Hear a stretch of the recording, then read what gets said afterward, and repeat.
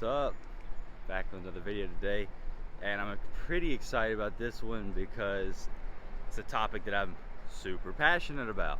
We'll get that in a second. If you can see out there, I don't know if you could tell, but the water is much higher than it's been here recently because it stormed so hard last night. So hard that the power's out a lot of places around here. Luckily for me, it's not, but it's just crazy to watch the river rise like that.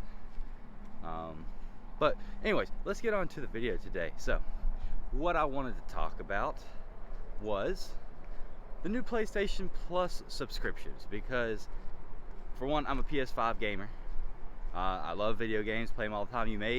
If you followed my channel, you may have seen me post a lot of gameplay videos in the past, some gameplay reviews even, or first impressions. I posted a lot about gaming, but here lately I haven't been posting too much about it, but I've still been playing. I've been playing actually a lot of Fortnite with my brother, but now that PlayStation has released this new Game Pass competitor, if you know what Game Pass is on Xbox, they've got a whole library full of games. You pay a monthly subscription and you'll get access to those games. That's pretty badass, and I've always been pretty jealous of it because they have a great lineup over there, but finally PlayStation has decided they're going to do something similar. It's not exactly the same, but it's still fairly priced and includes stuff that's worthwhile. So I think it's worth your time, and we're going to discuss it today. And I'm going to talk about, some of my favorite games that are on there right now. But let's go ahead and get started. So basically, the way it works is you have 3 different levels of PlayStation Plus now.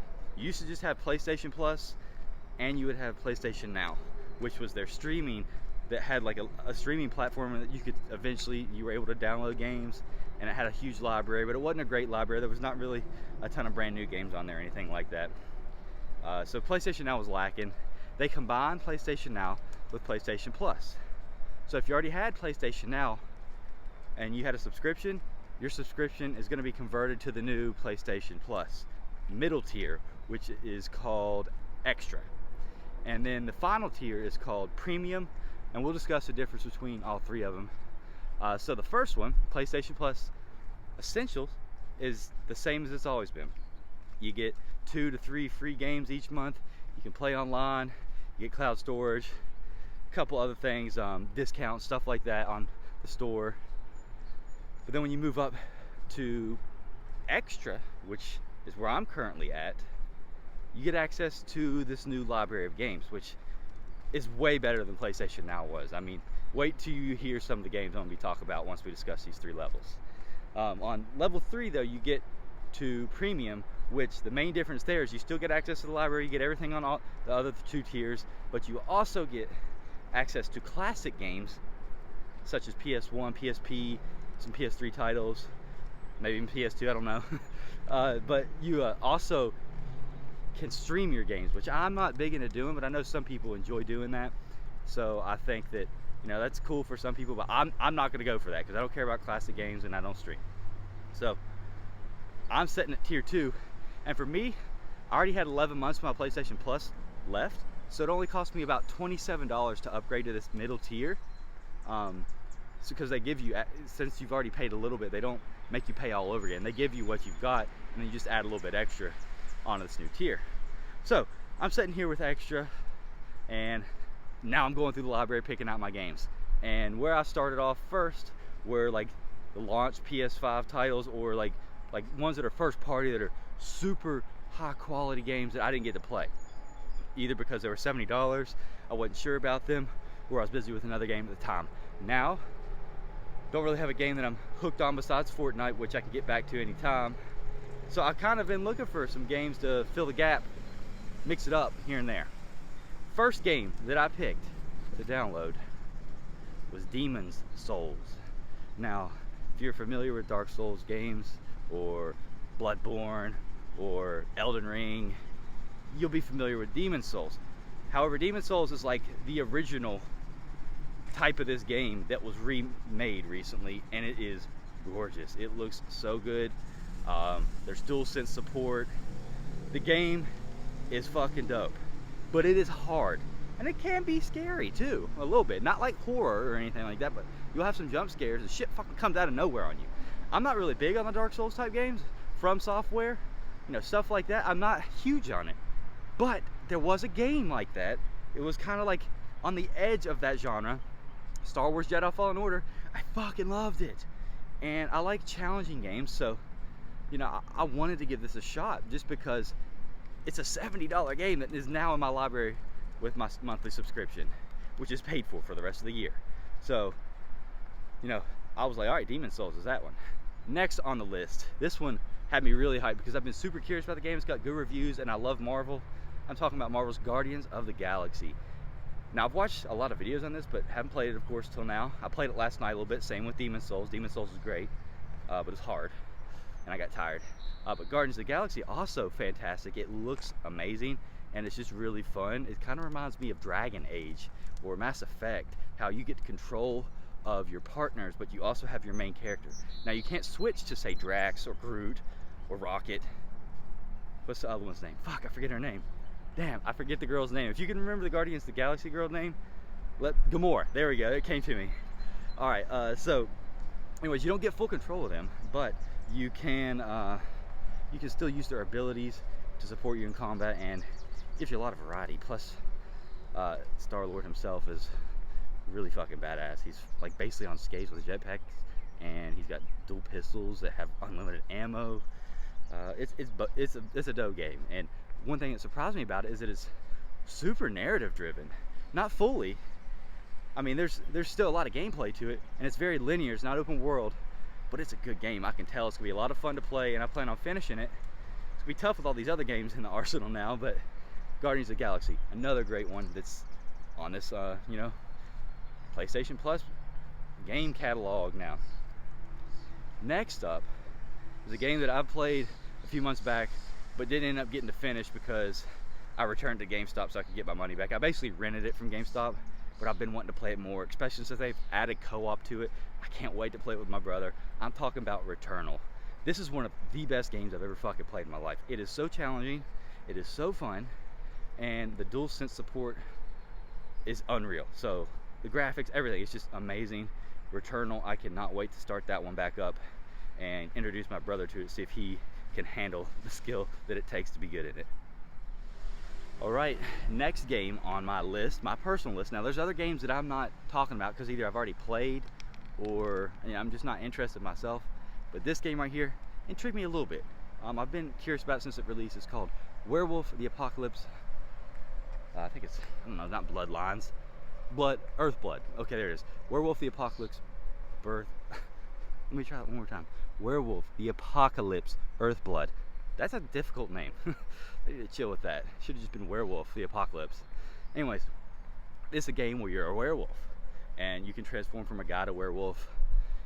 I would say it's, you know, a little bit linear. It's not fully open world or anything like that, but more open than something like Guardians of the Galaxy is, I believe. So it's going to be interesting to try that one out because I think werewolves are badass and I'm into that. So that was one of the other games I added and downloaded. Next was a game called The Artful Escape, which I don't have a ton to say about this. I just know I've watched reviews for it. It's super colorful. The graphics look amazing. It's a music-based, I believe, side-scrolling, like, action-type game where you're going through this story. I don't know what really is going on. You're escaping something. But I was intrigued by it, and I can't wait to try it out because it looks awesome. And all these games that I'm talking about right now, they're PS5 versions. So they most likely are going to have DualSense support, so the controllers are going to be awesome.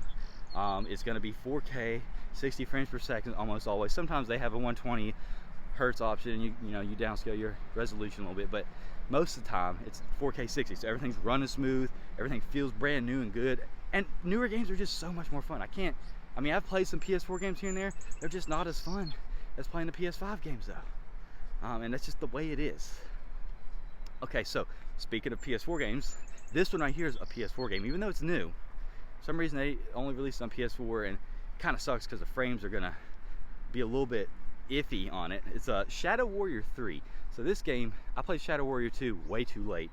It's a game that's perfect for me, but I just played it too late and it felt too old when I played it. But Shadow Warrior 3, brand new, despite being a PS4 game, I'm like, all right, I want to play this, but I didn't buy it at launch. Despite it only being like $40, I think, when it launched. Basically what it is it's like a Doom style shooter, first-person shooter, super fast-paced, a lot of traversal mechanics, and you also have heavy influence from what we call it, Oriental, Japanese, Chinese culture. I can't tell you which one exactly it is. I just know that it's heavily inspired by that, and there's a lot of cool monsters and stuff. My style of game. I cannot wait to play that one, and it's gonna be a lot of fun. I know it. All right, and these last two games, I downloaded several games. Some of them I've already deleted. Some of them I don't think are really worth talking about. I'm just curious to see what they're like. But these last two, these look like they might be worth playing. So I played a game back in the day called Vikings Battle for Asgard. Loved it. I love Viking stuff. Been wanting a sequel to that forever, but they haven't done it. And this is not a sequel to that, but it is a Vikings game, and it's called Vikings Battle for Midgard. And basically it's like a Diablo style game, like a I don't know what you call it, not third person, but like more over the top character view, and you're collecting loot and you're just fucking fighting, and it's all Vikings. So I mean, that looked fun, and it has co-op. That's one of the huge parts. I cannot wait to play that with somebody. Maybe if I could get my brother to play these games with me, it'll be insane. And I'm gonna explain here at the end a couple of huge things after I talk about this last game, and you're gonna be like, holy fuck, this is such a good deal, because it is.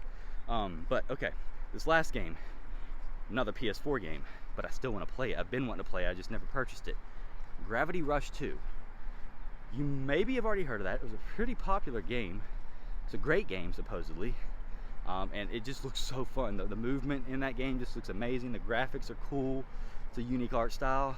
And I really want to play that game. So I've got that in my library now too. So if you see, I've got so many fucking dope games just from, you know, buying this extra membership, which I highly recommend already, because you're downloading these games. You don't have to worry about the quality being bad. It's like they're there. You don't have the license for the game though. So I mean, if they take it off of this service at some point, you would lose access. That is the one drawback. You do not actually own the game. You just get access to it temporarily. That's one thing I'm curious about. I'm curious, are they going to keep some of these really good first-party games in there long term? Or are they going to be gone next month? If they take Returnal off next month and replace it with another first-party, that would kind of suck, especially if you're like mid-game or something like that. Hopefully they don't do that. Hopefully they're smart about it. They keep the good games on there and they just replace shitty ones with better ones and add new ones here and there. That's what I'm hoping for. I'll be coming out with a video talking about all the games that I hope they add, that I think they should add, that I think they'd be wise to add, that would make the service better. That'll be, I guess that'll be my next video probably, because I'm super excited about this service. And this one last reason is one of the hugest reasons why I am super excited. So, already with PS5, my brother and I both have a PS5. We do not live in the same state. We're several hours away from each other. However, we were both able to log in with each other's profiles on each other's PS5, and when you do that, you can make another console your secondary console, and any game that you download on that console, all profiles will have access to. So I can game share, is what that is. So my brother has access to my entire library of games, and so do I. And what do you know, with this new PlayStation Plus service, he gets access to these games too. And he doesn't even have to pay extra for the membership. So think about that. You can only do it with one other console, so you can't do it a ton. But if you have a friend or a family member who you want to share with, you can do it. And you know, these co-op games, these multiplayer games, you can play them together. So there's really no excuse to not move forward with this unless you just don't have the money or the time for something like this. Because it does cost, especially time. Video games take a lot of time. You know, maybe you just watch people game in your spare time, you know, because you don't have time to game anymore. I know what that's like. I went through it for several years. Finally, I'm to the point where I can enjoy my free time and have plenty of time to game. And I'm very happy about that, especially with this new service.